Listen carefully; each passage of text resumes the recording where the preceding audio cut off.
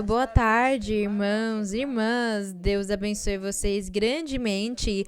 Cumprimento especialmente também as pessoas que estão ouvindo esse áudio aqui. Que Deus abençoe vocês e que vocês consigam entender e compreender nessa meditação, essa reflexão de hoje. Muitas pessoas me pediram, muitas pessoas escreveram para mim e me perguntaram o que é a fornicação, porque eles ainda não entenderam. Então, hoje nós vamos falar sobre esse assunto. Vai ser rápido, vai ser no geral. Vamos rapidamente falar sobre o assunto da fornicação, o que é e o que significa. Mas antes, vamos abrir no livro de Jeremias, no capítulo 3, o livro do profeta Jeremias, no capítulo 3, Deus falava para Jeremias e mandava mensagens para o povo de Israel. E Deus, ele estava muito bravo, muito enraivecido contra o povo, porque eles tinham se entregado ao pecado, à maldade, e no meio desses pecados, o da idolatria. Eles tinham abandonado o Senhor para se dedicar a adorar deuses alheios, como as estátuas, as imagens, os quadros, os demônios, os mortos, os signos do zodíaco, o sol, a lua, as estrelas. Eles acreditavam nos demônios, invocavam eles e faziam muitas coisas. E eles tinham se afastado do Senhor. Então, Deus tinha falado que aquele povo de Israel era como a esposa dele e que Deus era o marido deles. Como quando nós temos um casal onde o marido ama muito a sua mulher e a mulher ama muito seu marido. E quando eles se juntam, eles se casam, Deus sempre quis que aquele casamento seja para a vida toda e que ninguém separe eles. Por causa disso, Deus falava que o povo de Israel era a mulher dele e ele era o marido, o esposo deles. E como eles pecaram e foram atrás de deuses alheios, Deus chamou o povo, Deus chamou eles da mulher adúltera, da mulher que fornicava. E na mensagem que Deus enviou para o povo por meio de Jeremias, no capítulo 3:1, o Senhor começa a falar para eles sobre esse adultério, sobre aquela fornicação que eles estavam fazendo, porque tinham se afastado do Senhor, eles sendo a esposa do Senhor. E aqui Deus fala para eles: se alguém deixar sua mulher e indo-se esta dele e se ajuntar a outro homem, vai morar com aquele homem.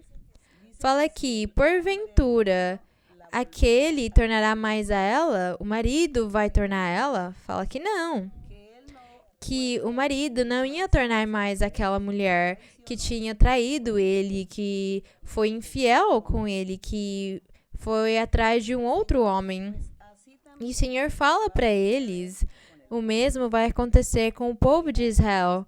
Era minha esposa, era minha mulher, mas como eles foram atrás de deuses alheios para fornicar, para adulterar, então eu não quero mais tornar ela. Eu não vou receber aquele povo, não vou perdoar eles, porque eles não merecem que eu perdoe eles. E o Senhor falou: não será tal terra, aquele povo de Israel, totalmente manchada? Tu, pois, Deus disse para o povo de Israel: tu, pois, prostituíste com muitos amantes. Aqui o Senhor quis dizer que eles tinham adorado todos os deuses dos sírios, dos assírios, dos egípcios, da Babilônia. Bem, de todas as nações próximas, vizinhas deles, que estavam ao redor de Israel, todos eles tinham diferentes deuses e o povo de Israel tinha ido adorar todos eles. Então, eles tinham virado uma mulher fornicária, aquela mulher simbólica. O povo de Israel tinha começado a fornicar no sentido espiritual. E por causa disso, o Senhor falou: tu, pois, prostituíste com muitos amantes. Contudo, o Senhor disse: Eu farei uma exceção, porque um homem normal não vai perdoar sua mulher quando ela foi infiel, quando ela traiu ele, mas eu vou perdoar vocês. Ele disse, contudo, queres tornar a mim, diz o Senhor? O Senhor queria perdoar aquele povo fornicário. E por que fornicário? Porque eles estavam adorando ídolos de muitas nações, deuses e crenças de muitas nações.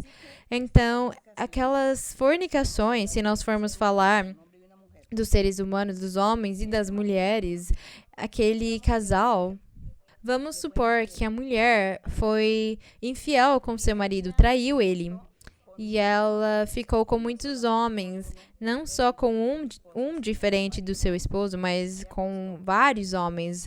Ela ficou. Então ela está fornicando. O primeiro é o adultério, porque ela estava sendo infiel com o seu marido. Mas por causa de serem muitos, aí vira fornicação. Fornicar é ficar com um e outro e outro e outro, ou ficar com uma e outra e outra e outra. É isso que nós chamamos de fornicação. O adultério acontece quando tem um casal, os dois moram como marido e mulher, e ele vai e fica com outra, só com uma outra. Não tem várias, só tem um amante, vamos dizer assim. É isso que nós chamamos de adultério. Mas se ele começa a ficar com uma e outra e outra e outra, aí nós chamamos de fornicação. Então, nesse caso aqui, no verso que nós lemos aqui, nós vemos a fornicação em sentido espiritual que Deus falava do seu povo. Mas nós hoje vamos falar também da parte física, da material. Agora vamos para Mateus 5:32. Mateus 5:32 diz assim: O Senhor Jesus ensinou sobre o divórcio. Perguntaram para ele, por favor, explicar para ele sobre o assunto do divórcio, porque Moisés tinha deixado eles darem uma carta de divórcio, mas como que tinha que existir para o divórcio ser permitido? Como que tinha que ser? E o Senhor começou a ensinar para eles no verso 31. Aquele que repudiar sua mulher, dê-lhe carta de divórcio. Foi a ordem de Moisés. Deus tinha dito que na verdade isso aí não tinha que existir, o divórcio não tinha que existir. Mas quando o homem e a mulher se casassem, tinha que ser para sempre, até a morte separar eles. E o Senhor Jesus disse para eles, Moisés permitiu para vocês a carta de divórcio, e no 32 fala... Eu, porém, vos digo que todo aquele que repudiar sua mulher, a não ser por causa de fornicação, então fala aqui que por causa da fornicação, a fornicação era a única exceção, a única causa na qual o homem ia conseguir repudiar sua mulher, por causa da fornicação. Então, qual era aquela causa da fornicação? Com certeza temos dois casos, duas hipóteses. A primeira é que ele deve ter casado com ela e ela não era virgem. Aí ela tinha enganado ele, falando que era virgem, aí ele percebeu que ela não era e pela lei, ele poderia deixá-la de volta na casa dos pais, devolver para os pais e falar, eu não vou ficar com ela porque ela já esteve com outros, então é uma fornicação, é um adultério. Ou... No caso que eu expliquei para vocês antes, ele já sendo um casal, sendo marido e mulher, ela foi e ficou com não só um, mas vários outros homens. Então aí ela cometeu aquela fornicação, o marido descobre e aí ele pede a carta de divórcio. Então, essa era a única causa na que o Senhor Jesus permitiria o divórcio. No entanto, o Senhor Jesus, ele falava, a não ser por causa de fornicação, torna adúltera, e o que se casa com a repudiada comete adultério. O Senhor falava, percebam os problemas que vão acontecer se vocês não tiverem temor de Deus e vocês não serem obedientes ao mandamento do Senhor. Se vocês não tiverem respeito e valor pelo Senhor nos seus corações, para Deus abençoar vocês e dar para vocês o amor, a compreensão, o carinho, a paz, a felicidade, para que aquele lar possa durar para a vida toda.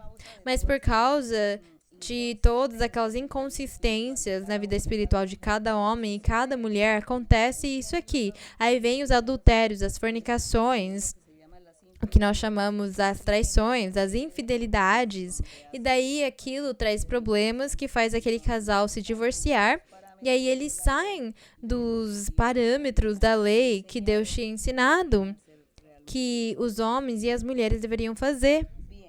E agora nós vamos passar para 1 de Coríntios.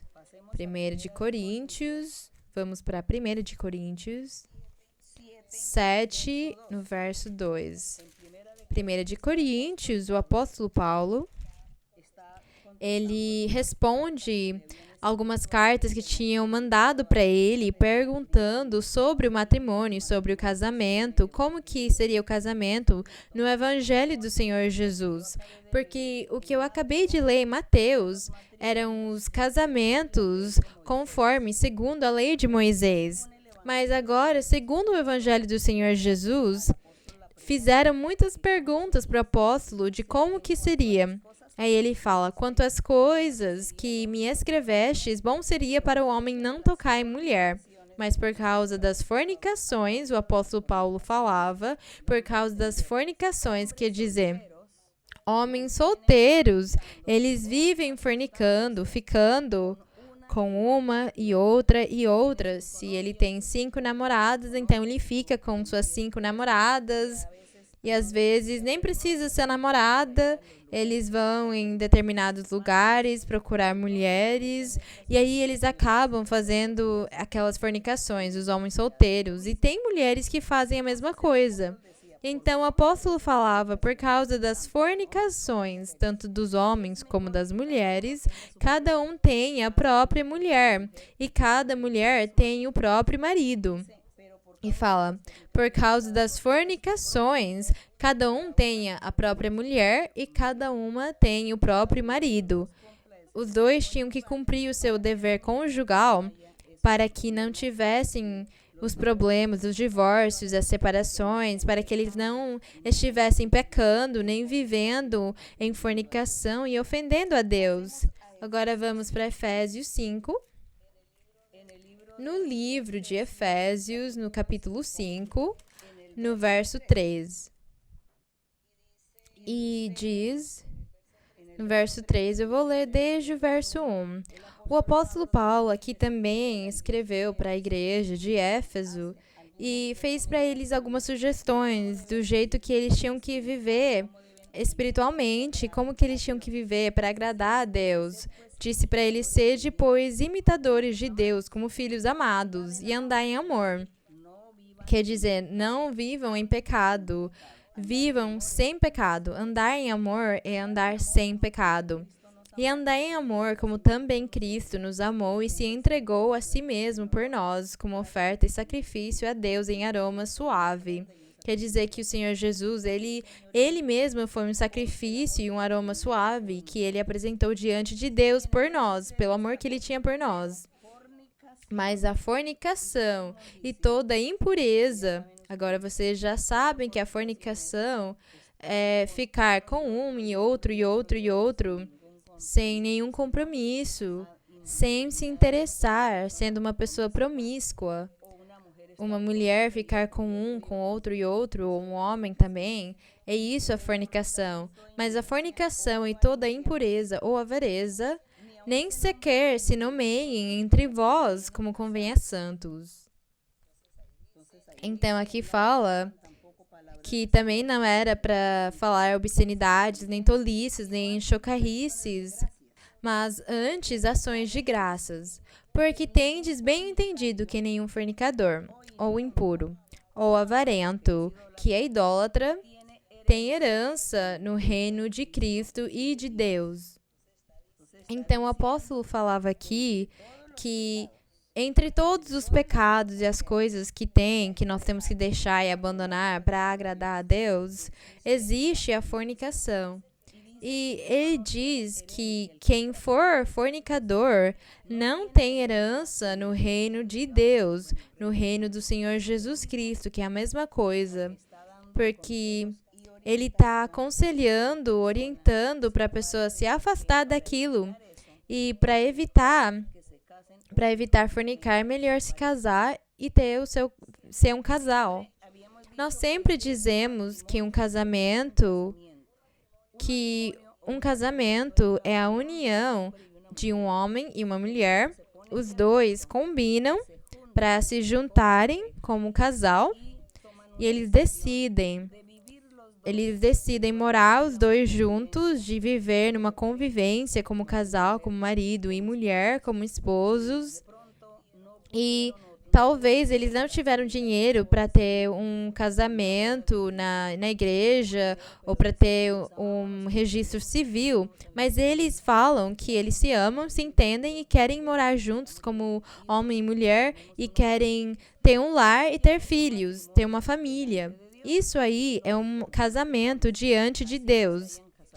Nos olhos de Deus, é um casamento mesmo que não tenham se casado pela lei ou pela igreja. Mas como marido e mulher, eles têm que se respeitar mutuamente. Deus exige respeito do um com o outro.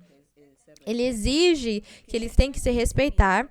E ele não pode começar a olhar para outras mulheres se justificando que, como eu não assinei nada no cartório e eu não fui numa igreja falar nada, eu posso ter outras mulheres. Se ele fazer aquilo, ele está pecando, ele está fornicando.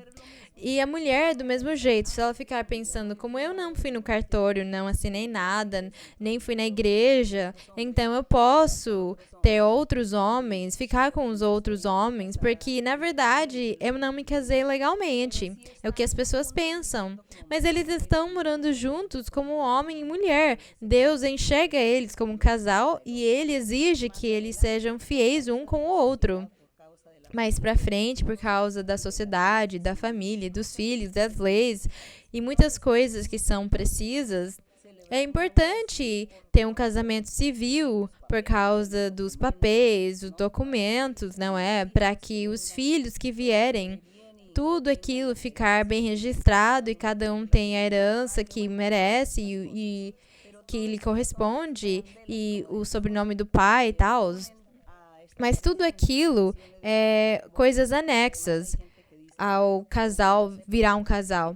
Às vezes as pessoas querem que todo mundo saiba que eles vão se casar, e eles fazem uma cerimônia grande, quem puder. Mas eu falo para vocês que Deus enxerga que aquele casal viva um pelo outro e se respeitem, se valorizem. Então, eu espero que tenha ficado claro para vocês o assunto da fornicação.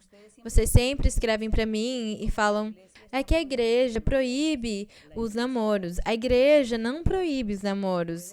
Dá para ter um namoro. Mas o que significa aquele namoro na igreja?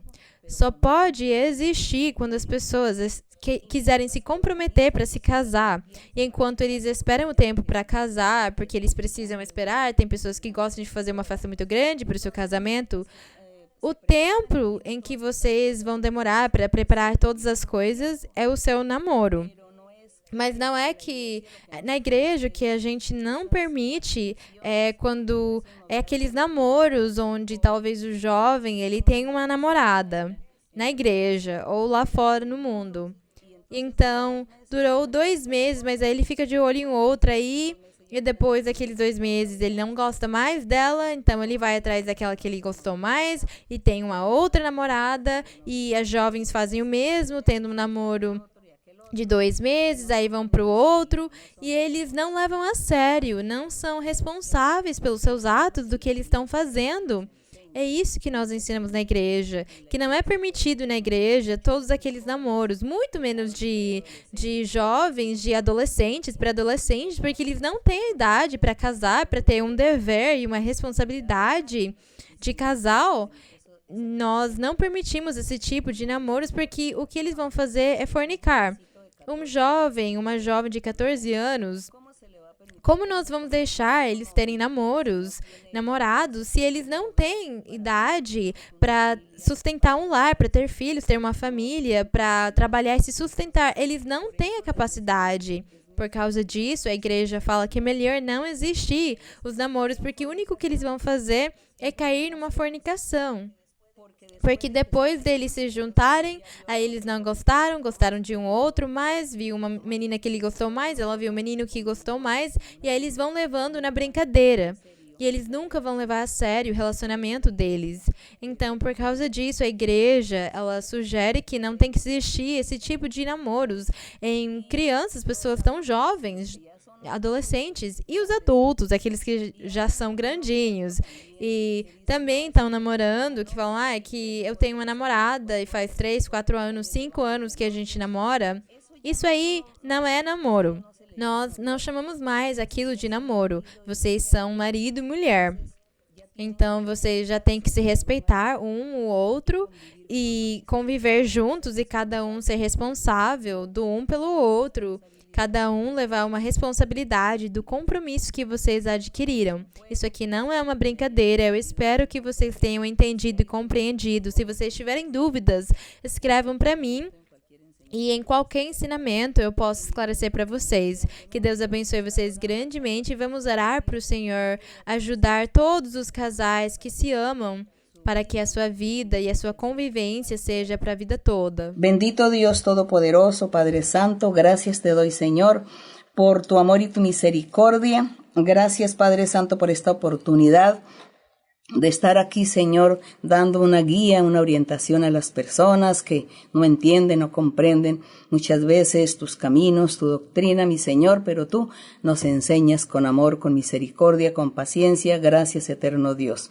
Te pido, Señor, que tú bendigas a todas las parejas, a todos los matrimonios, a todos aquellos, los bendigas, les ayudes para que ellos se amen, se comprendan, para que ellos sigan adelante y sean firmes, organizados, responsables y puedan vivir esa vida de matrimonio como tú has enseñado, como tú quieres, Señor, porque todo lo que se hace es para honra y gloria tuya. El matrimonio es para honrarte a ti también, Señor. Así te pido que tú los bendigas en gran manera. Y te pido también, Señor, por las personas que están enfermas, niños, ancianos, jóvenes de todas las edades. Hay mucha gente que está enferma, con muchas enfermedades incurables, enfermedades psíquicas, espirituales. Te pido, mi Señor, que tú seas extendiendo tu mano, libertando y sanando y limpiando a todos, reprendiendo espíritus inmundos, reprendiendo y cortando brujerías, hechicerías, maldiciones, dándoles paz, dándoles bendición y libertad a cada uno. Gracias, Señor. También mira las peticiones, mira los anhelos del corazón,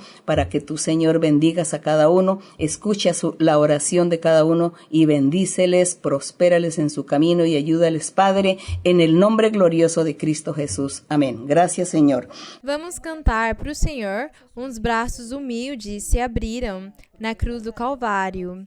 O coro 65. Coro 65. Unos brazos humildes se abrieron en la trágica cruz del Calvario. Unos brazos humildes se abrieron en la trágica cruz del Calvario, para dar salvación a este mundo pecador y librarnos del mal que vendrá. Para dar salvación a este mundo pecador y librarnos del mal que vendrá. Unos brazos humildes se abrieron en la trágica cruz del Calvario. Unos brazos humildes se abrieron en la trágica cruz del Calvario, para dar salvación a este mundo pecador y librarnos del mal que vendrá. Para dar salvación a este mundo pecador y librarnos del mal que vendrá. A glória seja para o Senhor, agradecemos Ele. E eu peço para Deus abençoar vocês do alto, que Deus abençoe vocês. Amo vocês no Senhor, até mais.